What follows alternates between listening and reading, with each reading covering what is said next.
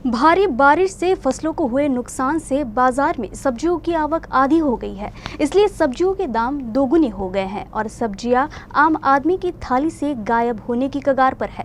थोक बाजार में धनिया 100 रुपए से 120 रुपए प्रति किलो, लेकिन खुदरा बाजार में 180 रुपए से 200 रुपए प्रति किलो बिक रहा है। टमाटर की कीमत भी पिछले सप्ताह 30 रुपए प्रति किलो से बढ़कर 60 रुपए प्रति किलो हो गई है। सब्जियों की आवक बहुत ही कम हो गई है। होटल और रेस्तरां खुल गए हैं और छोटे बड़े आयोजनों ने सब्जियों की मांग को दोगुना कर दिया है। इसकी तुलना में आवक कम होने से सब्जियों के दाम काफी बढ़ गए हैं। नई फसल आने में अभी 25 से 30 दिन का समय है, इसलिए लोगों को अगले कुछ दिनों तक महंगी सब्जियां ही खरीदनी होंगी। सब्जियों में बैंगन की कीमत लगातार बढ़ रही है। धनिया, मेथी और पालक के दाम भी बढ़ गए हैं। खुदरा बाजार में सभी सब्जियां 60 रुपए से 100 रुपए प्रति किलो हो गई है।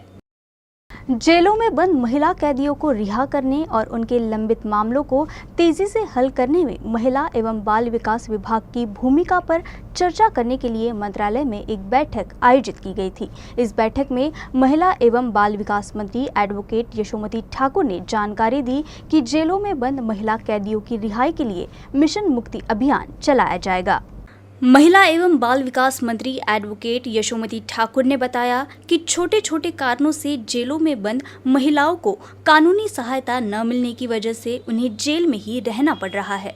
ऐसी महिला कैदियों को कानूनी सहायता प्रदान करके न्यायालय में रिहाई के लिए उन्हें सहकार्य कर समुपदेशन के लिए महाराष्ट्र विधि सेवा प्राधिकरण संचालक, महाराष्ट्र अधिवक्ता संचालक, जेल प्रिजन के साथ राज्य महिला आयोग की मदद से मिशन मुक्ता अभियान चलाया जाएगा।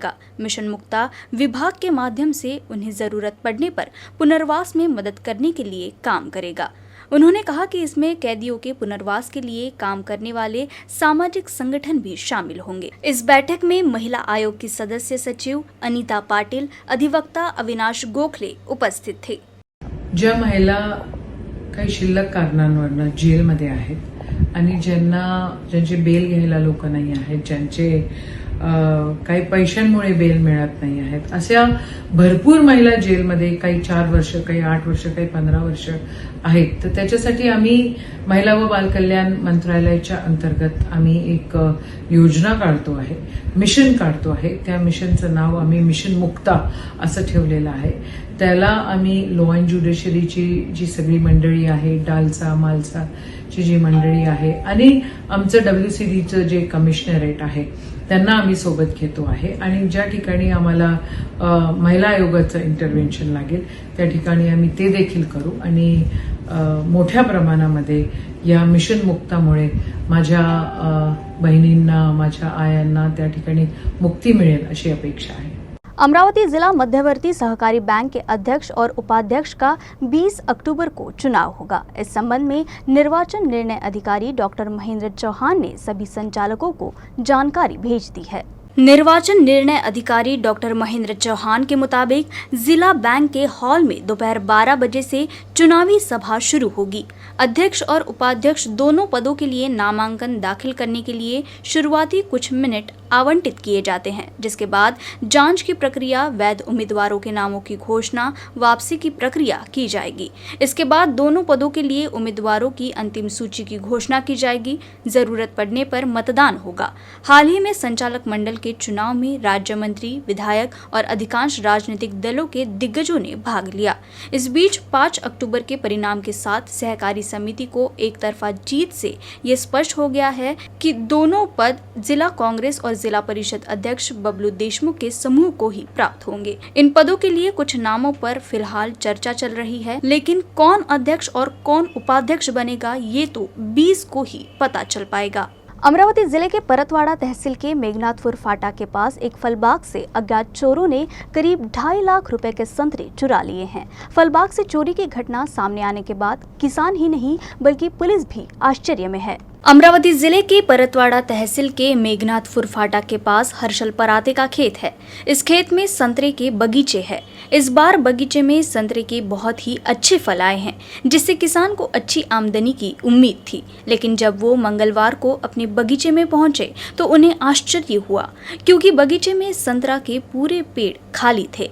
अज्ञात चोरों ने पूरे फल बाग से संतरे तोड़कर चुरा लिए थे। इस मामले में तुरंत ही पुलिस थाने में शिकायत दर्ज कराई गई। फिलहाल पुलिस अज्ञात चोरों की तलाश कर रही है। मला पाणी वगैरे केली शेताची, त्यावेळेस हे असंच लक्षात आलं की साधारणतः हे एका दिवसाचं काम नाही, हे 2 ते 3 दिवस यांनी हे काम केलेलं आहे आणि त्यामुळे आणि माल कमी असल्यामुळे इथे म्हणजे गवत असल्यामुळे आम्ही थोडंसं म्हणजे इथून चोरी होणार नाही असा आमचा एक निष्कर्ष होता। पण त्यांनी एवढ्या गवतामध्ये, एवढ्या शेताच्या गवतामध्ये सुद्धा त्यांनी रात्रीची चोरी केलेली आहे। अमरावती जिले के तिवसा में महाराष्ट्र राज्य कृषि मजदूर यूनियन द्वारा कृषि मजदूरों को सम्मान राशि प्रदान करने की मांग करते हुए आंदोलन किया गया। महाराष्ट्र राज्य कृषि श्रमिक संघ पूरे महाराष्ट्र में खेतीहर मजदूरों को मानदेय भुगतान के लिए आंदोलन कर रहा है। इसी के तहत संघ जिलाध्यक्ष दिलीप शापमोहन के नेतृत्व में तिवसा में जोरदार विरोध प्रदर्शन किया गया। तिवसा तहसील के सैकड़ों कार्यकर्ता कम्युनिस्ट पार्टी के साथ मिलकर प्रदर्शन में शामिल हुए। आंदोलन में किसानों की तरह ही मजदूरों को मानदेय देने, मजदूरों के लिए जमीन और मकान आवंटन, मजदूरों के बच्चों को मुफ्त शिक्षा और स्वास्थ्य सेवाएं, खेती के लिए जमीन का आवंटन आदि की मांग की गई। कृषि श्रमिक प्रतिनिधि मंडल ने तहसीलदार वैभव फरतारे को मांगों का एक निवेदन सौंपा। आंदोलन में किसान संघ के कार्यकर्ताओं के साथ सैकड़ों ग्रामीण मौजूद थे। सरकार पे हल्ला बोलो, उधर सरकार पे हल्ला बोलो, झंडा लेके हल्ला बोलो, महंगाई पे हल्ला बोलो। जो कसणारा शेतकरी आहे, मजूर शेतमजूर आहे, जो भूमिहीन आहे, त्या शेतमजुराला जमिनीचं वाटप झालं पाहिजे या मागण्यांना घेऊन या देशाच्या सरकारला ही महाराष्ट्र राज्य शेतमजूर युनियन मागणी करत आहे। जर ही मागणी पूर्ण झाली नाही तर हे आंदोलन याहीपेक्षा मोठ्या प्रमाणात महाराष्ट्रामध्ये होईल आणि या महाराष्ट्र सरकारला केंद्र सरकारचे जे कचेरी आहे त्या कचेरीला येत्या कालखंडामध्ये महाराष्ट्र राज्य शेतमजूर युनियन लाल बावटा हा घेराव केल्याशिवाय राहणार नाही। सरकारला सडो की पडो करून न्याय मागण्या यशस्वी केल्याशिवाय राहणार नाही अशी महाराष्ट्र राज्य शेतमजुरांचा इशारा या सरकारला आहे। अमरावती जिले के दरियापुर तहसील के युवा किसानों ने लंबे समय तक संशोधन करने के बाद eco friendly green bio toilet तैयार किया है। इन दोनों किसानों को उनकी शोध पर डॉक्टर विजय भटकर ने सम्मानित किया। शहरी और ग्रामीण क्षेत्रों में दिन ब दिन बड़ी संख्या में शौचालयों का निर्माण किया जा रहा है, लेकिन इन शौचालयों से निकलने वाले पानी के कारण दुर्गंधी, डेंगू, मलेरिया और अन्य बीमारियां दिन ब दिन बढ़ती ही जा रही हैं। रविंद्र गानोरकर और संजय जोशी ने 5 या 10 नहीं बल्कि 30 साल की शोध के बाद पर्यावरण के अनुकूल हरित शौचालय विकसित किया है। इनका दावा है कि ये देश में इस तरह का पहला प्रकल्प है। इन दोनों शोधकर्ताओं को कंप्यूटर वैज्ञानिक डॉक्टर विजय भटकर ने अमरावती में अपने अमृत महोत्सव समारोह में सम्मानित किया। इस प्रकल्प की सराहना करते हुए कंप्यूटर वैज्ञानिक डॉक्टर विजय भटकर ने कहा कि इन शोधकर्ताओं द्वारा बनाया गया पर्यावरण के अनुकूल हरित जैव शौचालय देश के लिए समय की आवश्यकता है। इस अवसर पर केंद्रीय मंत्री नितिन गडकरी, विपक्ष के नेता देवेंद्र फडणवीस भी वर्चुअल तरीके से मौजूद थे, जबकि देवनाथ मठ के अध्यक्ष श्री जितेंद्र नाथ महाराज भी इस अवसर पर मौजूद थे। अमरावती जिले के दरियापुर के रविंद्र गनोरकर और संजय जोशी ने 30 साल पहले पर्यावरण के अनुकूल हरित बायो टॉयलेट बनाने का विचार लाने के लिए 30 साल तक कड़ी मेहनत के बाद ये प्रकल्प तैयार किया है। इस शौचालय के पानी का उपयोग कृषि के लिए भी किया जा सकता है ताकि मिट्टी उपजाऊ रहे। Eco friendly green bio toilet याचा मुख्य उद्देश असा आहे की तुम्ही जो आत्ता मला प्रश्न केला की जी सेप्टी संडासमुळे रोगराई वाढलेली आहे, आमच्या टँकमध्ये याचा आउटलेटमधून निघणारे जे पाणी आहे याचा पीएच, याचे मायक्रोन्यूटन हे पंजाबराव कृषी विद्यापीठाने प्रमाणित केलेले आहे। याच्या टँकच्या निघणाऱ्या आउटलेटमधून पॅथॉजिन्सचा अजिबात संबंध नाही। म्हणजे नॉर्मल जसं कॉलरा आहे, त्यानंतर तुमचं कॉलरा आहे, त्याच्यानंतर कावीळ आहे, असे जे हे पॅथॉजिन निघतात, हे पॅथॉजिन या पाण्यामधून निघत नाही। आपल्याला पब्लिक प्लेसला हा टँक वापरता येईल, आपल्याला आपल्या घरामध्ये हा टँक वापरता येईल, आपल्याला जिथे जिथे, आणि या टँकमुळे पाण्याची सगळ्यात मोठी या देशात उद्भवणारी जी समस्या आजच्या 15 वर्षात ते 20 वर्षानंतर पाण्याची समस्या, या पाण्याच्या समस्येला सुद्धा कमीत कमी पाणी याला लागतं आणि याच्या आउटलेटमधून निघणाऱ्या पाण्याने प्रदूषण वाचतं. नाल्यातून नदीत आणि नदीतून समुद्रात हे जे प्रदूषण आहे, या प्रदूषणाची खऱ्या अर्थानं हा प्रोजेक्ट म्हणजे आमची जड. शोधकर्ताओं के अनुसार पर्यावरण के अनुकूल हरित बायो टॉयलेट का निर्माण भारत को प्रदूषण मुक्त और रोग मुक्त बनाने की अवधारणा का हिस्सा है, लेकिन इस शौचालय के लिए आपको बड़ा गड्ढा खोदने की जरूरत नहीं है। माझं पहिला जो आहे म्हणणं आहे, भटकर साहेबांनी गौरव जो केला आहे, तर याचं जे संशोधन केलं आहे, हे संशोधन देशाकरता, राज्याकरता आणि राष्ट्राकरता हितकारी आहे. म्हणून माझा जो आज गोळ्याला हा सुवर्ण दिवस आहे. आणि या सुवर्ण दिवशी मी एवढंच सांगेल की माझ्या जीवनामधला एवढा मोठ्या लोकांनी म्हणजे शास्त्रज्ञांनी, एका पद्मभूषण व्यक्तींनी माझा गौरव करावा आणि त्या गौरवाचं फलित म्हणून माझा इथे एक सन्मानपत्र देऊन सत्कार करावा आम्हा दोघां मित्रांचा. हे फार मोठं माझ्यासाठी भाग्यशाली दिवस आहे आजचा. बाल सार्वजनिक नवदुर्गा मंडल की ओर से नंदगांव पेट के पास शिवनगांव में विभिन्न सामाजिक कार्यक्रमों का आयोजन किया गया। इस वर्ष मंडल की ओर से छात्राओं को आत्म संरक्षण प्रशिक्षण दिया जा रहा है। लड़कियों को अपनी रक्षा करनी आनी ही चाहिए, इस बात के महत्व को समझते हुए अमरावती में नांदगांव पेट के शिवनगांव में बाल सार्वजनिक नवदुर्गा मंडल द्वारा विशेष रूप से लड़कियों के लिए आत्मरक्षा का प्रशिक्षण शिविर आयोजित किया गया। इस कार्यक्रम का उद्घाटन बजरंग दल विभाग के समन्वयक संतोष गहरवार, सामाजिक कार्यकर्ता डॉक्टर कुंदन वेद के हाथों किया गया। तो वही इस कार्यक्रम में प्रमुख अतिथि के रूप में पूर्व विस्तार अधिकारी भास्कर डोरस, पुलिस पाटिल माधुरी इंडोले, राष्ट्रीय कीर्तनकार रायजी प्रभु शेलोटकर, बाल कीर्तनकार परमेश्वरी शेलोटकर उपस्थित थे। लड़कियों को आत्मरक्षा का पाठ पढ़ाने और उन्हें आत्मनिर्भर बनाने के लिए ये प्रशिक्षण 10 दिनों तक दिया जाएगा, इसलिए विशेष प्रशिक्षकों का चयन किया गया है। खास बात यह है कि गांव की लड़कियां भी इस प्रशिक्षण को अच्छा प्रतिसाद दे रही है। विदर्भ सहित मराठवाड़ा में गुलाब चक्रवाती तूफान के प्रभाव से मूसलाधार बारिश हुई थी। अब कुछ दिनों से बारिश थम गई है, इसलिए अमरावती जिले में किसानों ने सोयाबीन की कटाई शुरू कर दी है। फिलहाल सोयाबीन कटाई का काम 30 से 40% ही हुआ है। अमरावती विभाग के अमरावती, यवतमाल, वाशिम, बुल्ढाना और अकोला जिलों में 2 अक्टूबर तक भारी बारिश और मूसलाधार बारिश से 2,42,513 किसान प्रभावित हुए हैं, जिसमें 6 लाख हेक्टेयर फसल का नुकसान हुआ है। खासकर सोयाबीन की फसल का भारी पैमाने में नुकसान हुआ है। दिवाली का त्योहार आने वाला है, इसलिए किसानों को दिवाली से पहले आर्थिक मदद मिलेगी या नहीं, ये सवाल सता रहा है। जवळपास 12,000 रुपये एका एकराला खर्च येतो आणि 16,000 रुपये आज बाजार भावानुसार भेटून राहिले।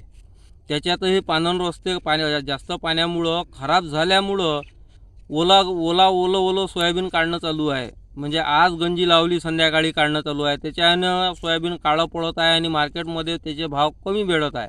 म्हणजे कास्तकार दोन्ही याच्यात फसलेला आहे। एक तर माल जर ठेवला तो गंजी लागते आणि ओला काढला तर व्यापारी मारते। आता निसर्गाची एक अवकृपा म्हणावं का 15 तारखेला पाणी सांगितलं आहे, त्या कारणानं कसं आहे सोयाबीन सोंगून ठेवलं आहे। आज आम्ही गंजी लावणार आहे, संध्याकाळी काढणार आहे। आता हे ओलसर आणि चामट सोयाबीन काढलं तर जरासा सोयाबीन खराब दिसते आणि याला मार्केटमध्ये विकान तर 4,000च्या वर कोणी विचारत नहीं। एक व्यक्ति का शव तिवसा थाने की सीमा के भीतर नवीन भरवाड़ी से बहने वाली वर्धा नदी में मिला। पुलिस हत्या और आत्महत्या दोनों पहलुओं पर मामले की जांच कर रही है। अमरावती और वर्धा जिलों की सीमा पर वर्धा नदी में मंगलवार सुबह कुछ नागरिकों को अज्ञात व्यक्ति का शव मिला। नागरिकों ने इसकी जानकारी पाटिल भलावी और पूर्व सरपंच राउत को दी। उन्होंने इसकी सूचना तिवसा पुलिस को दी। काफी देर तक पानी में रहने के कारण शव किनारे पर सूजन की स्थिति में पाया गया। मृतक की उम्र करीब 40 से 45 साल है और उसने सफेद शर्ट और काली पैंट पहनी हुई है। मृतक की अभी शिनाख्त नहीं हो पाई है। हालांकि अभी ये पता नहीं चल पाया है कि ये हत्या है या आत्महत्या। आगे की जांच तिवसा पुलिस कर रही है। चांदोर रेलवे तहसील में भानमती नदी के तट पर मालखेड़ गांव में प्राकृतिक वातावरण के बीच अंबा माता और शिव मंदिर है। ये भक्तों के लिए पूजा का स्थान है और नवरात्रि के दौरान 9 दिनों तक यहाँ एक बड़ा त्योहार मनाया जाता है। इस साल यहाँ 514 घाट बनाए गए हैं और दिन में 2 बार महाआरती की जाती है। मालखेड़ में अंबा माता मंदिर की कथा के अनुसार विदर्भ क्षेत्र के राजा वृषभदेव के पुत्र केतुमाल के नाम पर क्षेत्र को मलकेतु के नाम से जाना जाने लगा। बाद में इस क्षेत्र को मालखेड़ नाम से पहचान मिली। केतुमाल राजा बहने वाली एक दक्षिणी धारा भानुमती नदी के तट पर अंबा माता की पूजा की थी। राजा की भक्ति को देखकर माता प्रसन्न हुई और व्यक्तिगत रूप से प्रकट हुई। मां ने राजा से वरदान मांगने को कहा। उन्होंने बिना धन और वैभव मांगे भक्तों के कल्याण के लिए यहाँ रहने का अनुरोध किया। देवी भी अनुरोध के लिए सहमत हो गई। भक्तों का मानना है कि तब से यहाँ मां की मूर्ति और ये देवी है और मनोकामनाएं पूरी करती हैं। पूरे राज्य में भक्त नवरात्रि के दौरान 9 दिनों में यहाँ आते हैं और यहाँ हर साल एक बड़ा त्योहार मनाया जाता है। हालांकि इस साल यहाँ सिर्फ 514 यूनिट ही लगाई गई हैं। तपस्वी शिवानंद पुरी महाराज पिछले 26 वर्षों से यहाँ कार्यरत है। जवळजवळ 1997 पासून या अखंड ज्योतीचं आयोजन होते।